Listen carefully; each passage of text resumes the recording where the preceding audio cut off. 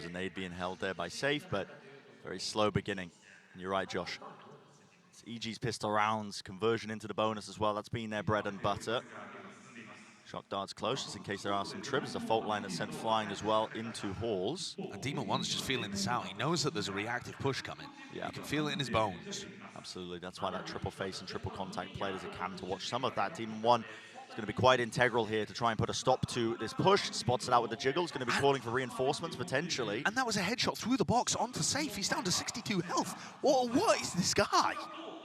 Set up now that Solcast has a bit of a one-way smoke, but there's been a timing. No one was watching for that one. Boostio's already looked his way through. Trips being caught as well from Boombot. Nats catching that time and pushing through the smoke, finding a kill. And that's great. That helps the rest of his team control Arcade for the retake. Really quite important. A bit of a tap onto the spike to try and force out Util. Again, another fight to be taken. Running and gunning is the name of the game here for Save. Trailblazer now trying to supplement, pushing forwards as well, but that's a double face. EG. I'm sure that they've got good control over this one. Left it up to just Redgar. Sole player from Arcade. He was spotted out earlier from Demon One. And yeah, EG, not the kind of team that are going to be leaving any gaps in the play. You can see it already with the high-low setup. Should be clean, and it is at that. Quite clinical. Another pistol round win for EG, Josh. Keep track of them at home. How far can they really take this, man? Because they are burning bright with this kind of form, but how long can they keep it going? That's my big question, honestly. Because I don't think we've seen a team be able to keep this up. I mean, obviously, you can't keep this up long-term, winning 90+% of your pistol rounds and taking a ton of them into winning bonuses. But can you keep it up for a tournament? It actually could be possible. Let's keep track of that over the course of this match. But on the other side of things, I watched many Team Liquid Eco wins in their run in EMEA, and partly due to the performance of these players with the Ghosts. They've got 4 players grouped up here going into Boostio. It's outlandish. I mean, Boostio's playing a common position for the Sentinels. That's a turret that takes out Safe. Okay, I mean, are we going to get started with this? A bit of tomfoolery from Team Liquid early on. He was weak off the Bulldog shot, but also what shouldn't happen. How is that occurring? Okay. Team Liquid really are the tomfoolery team. Yeah, you just... But I don't know, man. It sometimes disguises how excellent their tactical play is too. Liquid really are going to give you some amazing rounds in this match. I can guarantee it. They'll also give you a bit of trolling. They will. They will. They do love a bit of trolling. Redgar tagged up by the drone, flashed up. Look at that util. I mean, we talk about the excellency with a supportive util that comes out from players like Ethan, Com. But yeah, I mean, you just gotta keep an eye out for it, honestly, over the course of this entire series, because it is amazing. Enabling players like Jorgamo, who's really also coming alive. This guy's always been a fantastic player, but on this map in particular, it's Demon One who's playing the Brimstone, taking a bit of a backseat. Jorgamo playing the Raze. And I would say over the course of the Americas season, Jorgamo's not been as impactful as he was last year. Throughout 2022, he looked like a star player when he was on the Jet and the Raze. This year, taking a little more of a backseat on some of the more supportive roles. And then here at this tournament, found his form again and just looking absolutely electric. A lot of the other players on EG, absolutely integral to the way that the team plays. Yeah. Right? Ethan and Com with the supportive utility, potential for clutches. Demon One, we all know what he's able to produce. You've seen it just with his raw aim. But then you've got like the X factor, and to me, Jorgamo is that X factor player. Right, Brent? Here we go. Now let's see what EG have got cooking. Remember when they played against Loud, this bonus round ended up going into tower. It was a huge util dump onto Sadak. But it was important that they got Com's Hunter's Fury online for that play. Com has not got the ult around. They're 3 orbs away from Boostio's. Do they make a play for the lockdown? That to me seems a bit too slow. A bit too slow, a bit too obvious. You can be playing for the orbs like that, but EG, they do love to cook on these bonus rounds. The city approach. It's Com who's holding the north side. Deep dart towards drop. This is meant to make it feel like, I believe that there's more players towards that direction. A lot of teams do that with their 1-4 defaults on Fracture. They run their initiator player on the north side, and it does make it feel like there's more presence there. Yeah, great point. And Team Liquid are using the same setup they did in the pistol. But a deep push as well. This reclearance through into main. Turret's going to be touching that one. It's a, well, Satchel. Jorgamo jumps on the opportunity. And strikes, and he's rewarded with the kill onto Yampi. There's another reclearance. Halls, the doors opens up. They're going to be aware of this. Lucio's just holding it quite delayed. The spray transfer. Nats Cheeky little two-piece. Might have done enough as well to salvage some portion of this round because he's brought it to a 3 versus 3. I think that is the play that potentially saves things for Liquid. You're right. Because if he falls there, the whole of the A site completely open. Now AG has to do a little more. Save still has full utility here, tucked into such an unusual spot at back dice. Jorgamo has nade for it. You see players do use it in that portion. Safe underhand nade as well, preventing a deep push as well, but it is the tight squeeze. Wrapped around, Com pushing past it now. Aftershock in his face, Shock does to try and clear through. Not shying away from the fight, is he? Takes it straight to tower and regains control of this one. Left up to Nats and low enough that a single bullet will do it. There's another bonus round for you. It started already, Bren. It started already. The EG snowball. They win the pistol. 12 out of 13 pistol rounds at this event won. Only one that they've dropped against Loud on this map, in fact. And then they convert the bonus. Yeah. So that's now, I'm trying to keep track, that's 9 out of 12 bonus rounds won as well. It's just truly unbelievable. Yeah. And you see it with the small eyebrow raise on safe space. How do they win that? It's not through any kind of elaborate utility play. It's by baiting out dry reactive info pushes from Team Liquid and then punishing them. Sheer punishment happening here. A lot of presence over towards Halls. Nats is essentially alone when he's making that play. Cage down with the cam as well. Play now towards it. Safe with the sheriff shots. They do land, so Jorgamo will fall. Maybe getting a little bit too aggressive. They attempted to pivot there. I mean, Nats is so gas. Sheriff, hold up. Marshall. It's the one before being traded. Sight is going to be theirs, though, so she should be able to get this plan down. But this is a major opportunity for Team Liquid to strike back quickly. Here are the ults, though. I think this is quite reasonable. Using the lockdown to try and clear this one out. Team Liquid going to be feeling that time pressure again. Yampy going for a cheeky play. The time is running so down low here, though. And he is going to get detained. Not going to be hunting this one out, though. Probably going to be suspecting that he's actually in spawn. So Yampy's going to be tucked safe in that position. Yeah. And they're not going to be aware of this at all. This is actually a lovely play. I quite like this. I don't think Com's going to be expecting it. Oh, shots whipping. No. Okay, rifle aim. They know that tower's compromised. It's Yampy up there. Nanoswarms, though, to delay further.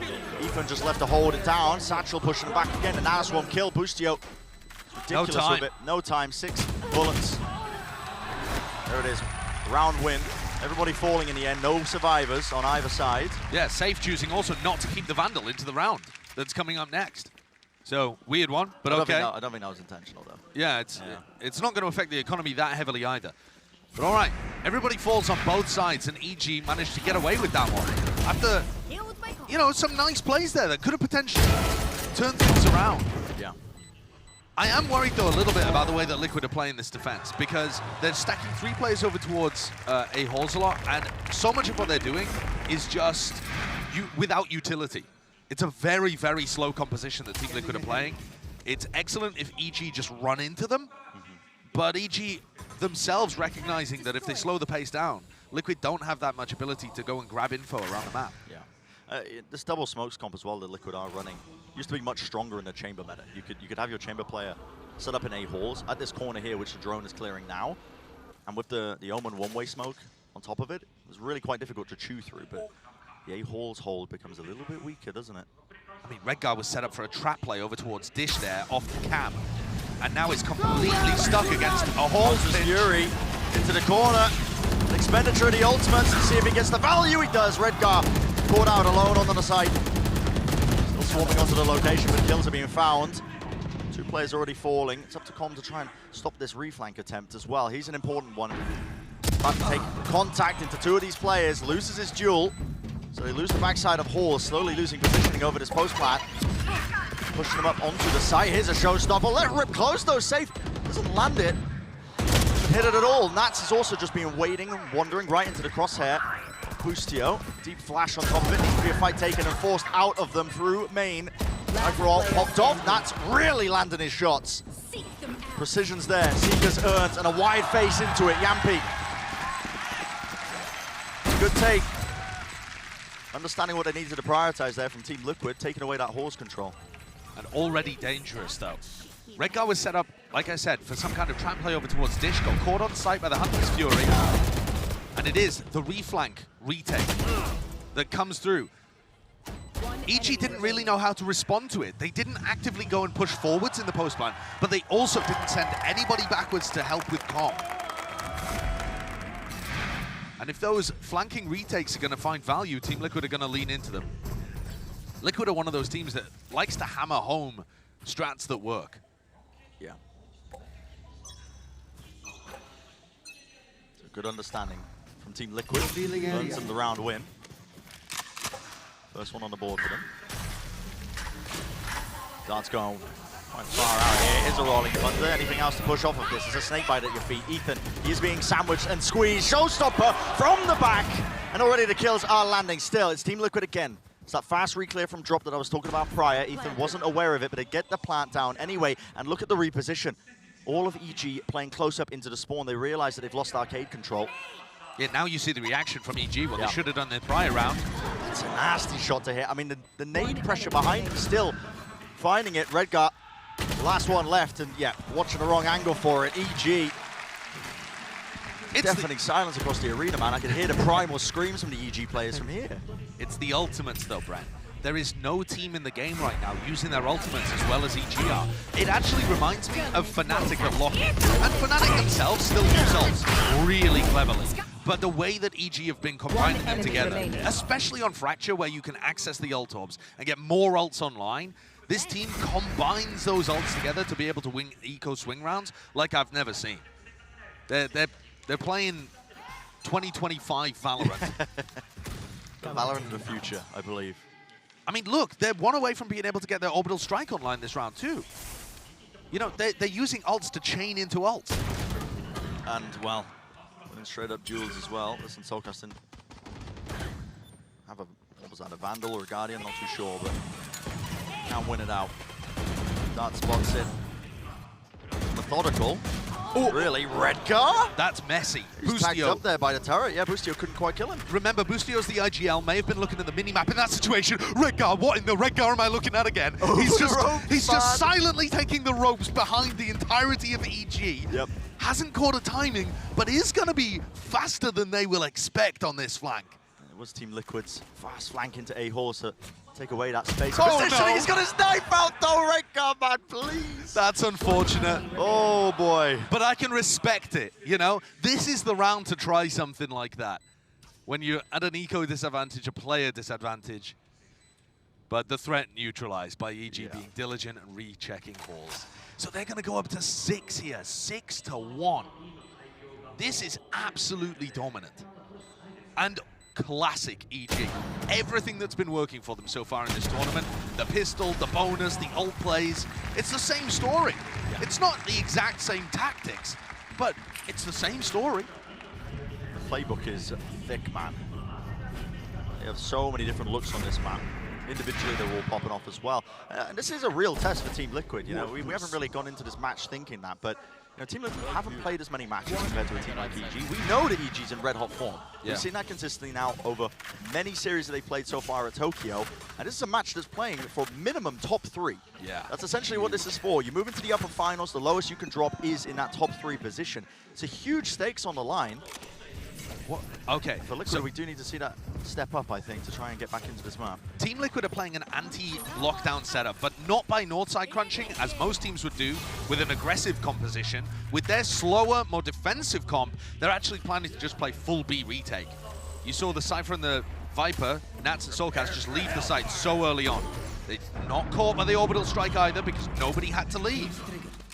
Something that EG do like to do. They combo the lockdown into orbital strikes and Hunter's Fury, so good awareness from Liquid. Okay, but now with the plant, Com gets his Hunter's Fury online. This is the threat, though. Retake coming from many different flanks. It's 3 players onto on the arcade north side. Trailblazer leads this one in. They are still running out of time. Snakebite at his feet. Here's a Hunter's Fury. It's being used preemptively. I mean, at this angle as well, straight into the spawn. Just too much to really watch for. The nade over the top, sails right through. It does collect the kill into tower here. Feeling the heat. EG now, Team 1 has to take a timing through the smoke. Will it be watched for? Team Liquid are really starting to do the most. Spamming into the smoke. Wild. It is blind. It is a pivot. It is absolute DPI increases as well as Team Liquid were just looking for any sort of possibility to get a kill. And if I ask you, what won EG that round? Would you possibly say the ultimates? The fact that they had a free access to the B site because there's a lockdown on one side and an Omen ult on the other. The composition that Team Liquid's picked, it's not a bad comp for Fracture. I don't want that to be people's takeaway. But you look at the ult differential, and that's why EG are so dominant with this composition on Fracture. Yeah. Is because they have insane ults to play around every round. They min-max it. They really do. I mean, Team Liquid, their setup there did indicate to me, at least, that they had done their homework and they were ready for some level of play. Because Nats wasn't playing, you know, particularly close up, straight to the lockdown angle. No, so he didn't get caught by the orbital strike. He was pretty far back. They had plenty of players on the north side as well, where they thought it was going to be weaker with the arcade reflank. But listen, that is all just to say that Team Liquid still had to play a 5v5 retake. Yep. And even though they approached it in the right way, having, you know, 2 towards arcade, 2 towards tree, 1 holding spawn, and then Redguard went away, so there was 3 arcade. Like, I like the approach from Team Liquid, but they're still at that point having to play a 5v5 retake where there's ults on board for EG, and that's really difficult. Ethan the whole time just acting as the final layer of defense in tunnel with his aftershock to stop the plant, an angle onto Redguard. It's immaculate gameplay. EG are currently playing the best VALORANT right now. Whether or not they can keep it up is the only big question for me.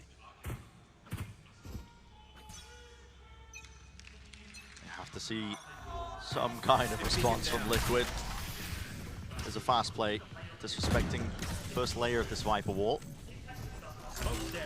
Already taking up all that space towards arcade, making a lot of noise in the process. There it is, aftershock with the boombot. The emphasis there. Snakebite to push back anybody who might be pushing in the tower, and well, Soulcast pre-aiming the position of where he's expecting maybe the satchel peek. Jorgamo falls, but he wants to refight. This does get the second one before it's traded, but the fight's just been won out anyway. Com got 2 from arcade. How has he managed that? He's just alone when he's doing it. He's holding the angle as I'm guessing Team Liquid just trying to flood out of the smokes. But perfect awareness though from Com. And he's brought it right back into their favor once more. EG have just been in control of almost every round. Now, this has been slowed down a tad. They lost control of Canteen, and look at it. They wait for the fault line to come back on to regenerate, to set themselves back up onto the angle, but they don't actually take the space from it. Forcing out the ults. Now Busio just takes a straight up fight. Knows where he is, and that is just precise. It's surgical, man. So well played. Incredibly well done there. I mean, we've got to see Com's kills in the replay, I think, because those are the ones that end up winning the round for him. So let's take a look. Dodges the flash. Finds the... Oh, yeah, just very good. Safe a little late on the trade, perhaps, but Yampi was certainly thinking that he would be able to get the line in the favored fight with that flash. Team Liquid had forced into that round as well because they recognized there weren't any ults online for EG. So they don't just want to go for an eco and grant EG more opportunity to build up the ult economy. But now, after having won a straight-up gun round without a big ult advantage, thanks to Com's 2K and Busio towards the end, now EG have a chance to go ult farming again. Even if they don't pick up ult orbs, they're favored to get them off the bodies of Team Liquid. We are approaching the end of this first half, and it's just been non-stop. Turret takes the contact once more, but Busio's ready to receive and shut it down. Oh, man. Any pushback. The line is held. Alarmbot even spotting out safe, so he knows that there's one additional player, maybe more. Also trying to fight him out. Nate to set him up. It's a beautiful piece of util there from safe, but just buys him a bit of space. Does have the showstopper on top of it, but really you need to see a bit more. With Com lurking this deep as well, you don't expect this of your Team Liquid. No, the pressure from the front is just too much. You're not even thinking about this. I mean, Com set up for the freest kill of his life. He should just take this. He does. Bit of a play now towards Halls on top of it, but again, the setup is just too damn good. Dart lighting them up. Last player, they know where he is. Safe through the nade earlier. 3-2-1 double face satchel to try and set up a nicer fight. There's one. Can't reset the aim for the second one though. So 9-1 EG. This is just sheer domination. It absolutely is. Yeah, it's a team that is unstoppable right now. The playbook on Fracture, I was scratching my head a little bit at Liquid not opting to ban it. Fracture is the best map of EG right now. They have so many different looks at it. The thing is, Liquid just permaban Pearl. Yeah. So I don't think we're going to see a team in this tournament beat EG until their map pool works against them. Because look at the map pool that we've got for this match. I would say EG's best two are Fracture and Split. Yeah. And yet they've got in here. with Liquid allowing them Fracture and actually choosing to go to split for the final instead of Ascent. It's a bit of a picky poison thing though, because EG are great at Ascent too. All right, so now EG, more ults available here. This is the same play that we saw previously from them. Yep, showstopper. Okay, Hunter's Fury into the Rolling Thunder. This time Jogamo. Fall there, Redgar seeking to contain. It is even fights being taken, but again, Com is that last line of defense as he just pushes up onto drop. Catches it onto Yampi. 2 players left standing. They know that Nats likes to play in spawn here. And already Boostier's just creeped up towards it, but is Nats going to be aware? That's a question because they have missed each other just like that. Granted Nats a kill. It's 2 versus 2 now. Ult, giving a bit of information. Look at Ethan. Just trying to hunt for a timing here. Neural Theft, revealing his position. Still jiggling onto the corner. Spam down. Bit of damage. Com, know his positioning as well. Just fired that dart off Snakebite to collect a kill as well, but no! He's vulnerable up. Shots don't land for Soulcast, left it up to Nats, and look at the discipline immediately. Retreating up. It's a crossfire setup. As soon as Ethan takes contact, it's going to be a swing from Com. In fact, okay, well, Com just swings out. Well, time's running low anyway. Yeah. They know the round's won. It's just so damn clean. It really is. Oh, wow. Oh, dropping the bag at the end as well. Com has been performing spectacularly on an individual level for this map. He's really made the difference in a couple of crucial rounds, getting big kills there on Soulcast, and the one that he got from Drop as well. Now, it does look weird from Jogamo here, but I do want to explain that this is a similar set play to one that they ran, I believe, against Loud, and so Jogamo wants to go for different pathing. Previously, he went for that double blast pack, but he went into sand to follow up. So he's thinking, I'll swap it up this time a little bit, just to throw people off. And he ends up, you know, improvising into his own breach ult. So there is a little bit of method to the madness, even when it looks silly. A little bit troll. He's earned the ult now, though. Picks up the orb. Showstopper's online. Final round and a half. They want to end it with a bang. Spotting out the cam. Flash to set him up into tower. Clears that one through. Playing into spawn. And Team Liquid are trying to go for these flank retakes, which I think is a nice idea. But what utility? How are they getting their way in? And can they stop the post-plant setup?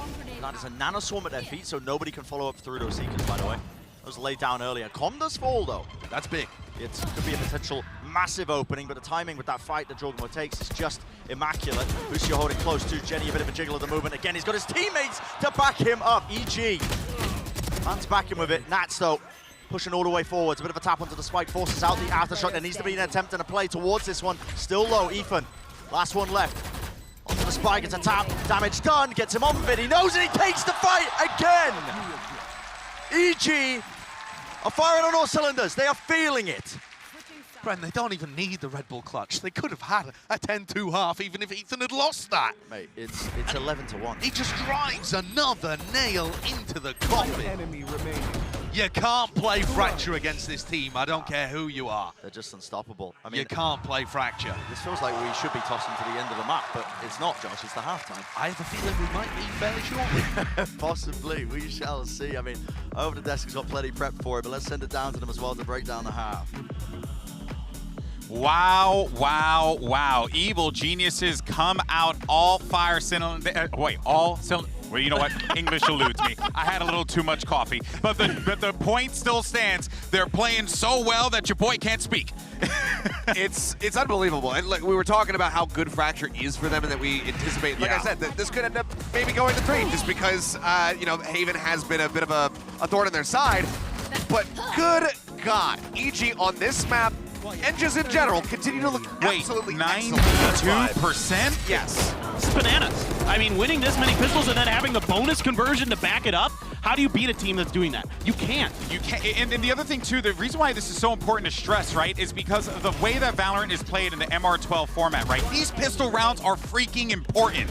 And Evil Geniuses manages to take it every single time. The bonuses every single time. It has to be daunting to play against Clinton. Yeah, if you're winning, you know, every pistol, if you're winning both pistols on a map, it's something like 80% that you're going to win the map itself, like over the history of competitive Valorant. It's just disgusting what they're they're doing. I mean, to put it a little bit in context, the second place team right now is Fnatic because they played one series. They went 3 and 4. Yeah. And then it was Liquid, who's at 4 and 7 in third place as far as pistol wins are concerned. So just at 57%. For bonuses, T1 is in second place, but they have half the sample size as EG. Yeah. 75% of the time to be able to start off a half 3-0 up is just absolutely disgusting. I have to agree with Josh and Brett. I think that we're going to be right back on the screen in a matter of moments because this is looking like it's done. Yeah, with the way that things are looking, it's very clear that Evil Geniuses are men on a mission here to try and end this fracture right away. But I'm not trying to count out Team Liquid quite yet, because even though they're struggling a little bit, we've seen them put in these kinds of positions before. It's going to be challenging, but they are a team that can overcome. Let's send it back over to Brendan Sideshow. You got to put some respect on the name, you know, the #1 EMEA seed coming into this event. All smiles from the Liquid camp as well, if you know, were paying attention to some of the player camps. But EG are just too damn good with these pistol rounds. Let's see if they can add another one to the stat card, Josh. I Keep don't think they even need the pistol and bonus to win this game. But that's a hot take, isn't it? Well, I mean, let's see if they can get it anyway. Yeah, let's see it. Decent amount of util. It's going to be lobbed into tower to clear that one through. The nade and the Trailblazer. It's all used together, so they give up pretty much a lot of control of the site. Nanoswarm setup, though. Look at the way this is being played. Soulcast holding it down. It's towards the one fight. Wants to try and take it up, doubled up as well, but Demon 1 backing away. It's a squeeze. Boostio trying to put the hurt on them. What? That was jumping over the top. Again, they're just fighting and reacting into it. Right up into tower, across the ropes. You're not going to be set up for it. Left to just Com. And so finally, another pistol round loss potentially added to the column, but Com's going to be trying to prevent it. Isolates one of the fights. Where's going to be that? It's okay. Double face with the flash. Pistol round for Team Liquid. All smiles. Listen, we're going to have fun with it. It's Team Liquid are a team that like to have fun, keep the energy high, and also it's quite easy to brush off a situation like this because you just go, it's their map pick, GG. Yeah. And you just think about, you know, the ones coming up. Yeah, this one's going to be annoying, I think, for all of the stats fans out there because, like I said, it's another... That's how we starting the game. Yep. Yeah, it's another one of those pistol round losses. They've only had 2 pistol round losses this entire tournament so far, both of them on Fracture. You know, weirdly enough, both on the defense side as well. Clearly a massive gap in their playbook. Potter should be ashamed. Yeah. Got to go back to the lab. Got to fix that one for later. All kidding, of course, but should be an easy one again. Sights wide open on the A side of the map. Nat's going to be able to collect. Oh, not quite. Oh, no, wait a second. Boostio picked up Rengar from Dish. How's this happening? Uh-oh.